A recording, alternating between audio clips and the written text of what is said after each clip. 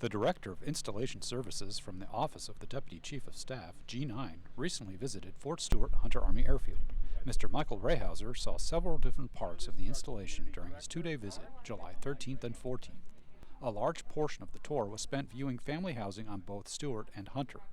Fort Stewart-Hunter Directorate of Public Works Housing Supervisor Doug Delzeeth said the visit by Mr. Reheuser was an opportunity to show the installation's existing infrastructure and plans to move forward with improving the quality of life for soldiers and families living on post. Both old and new homes were shown, and Delzeeth said the senior executive offered insights on how to move forward with those improvements. I think the expectation of this visit is to help us lobby at his location where he's at the Pentagon, but also help us to have better resources to try to do that, to be able to improve our current inventory and also to replace our legacy housing, because we're at a point where a lot of this legacy housing is needing to be replaced. We're right now putting a lipstick on the pig at a lot of this, and it's just to the point where it's aged. We've done pretty much what we can with it.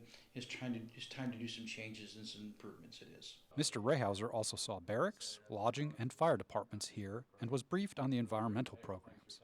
Garrison Commander Colonel Manny Ramirez said the visit was very important for the installation because it let Mr. Reheuser see in real time the operations at Fort Stewart and Hunter Army Airfield. We talked about some of the things that we're doing great, that we're doing right, but we have a lot of award-winning programs here at Fort Stewart, so we got to brag about that. But we also told him about some of the difficulties we're facing with aging infrastructure, some of the housing problems and the barracks problems that we've been experiencing.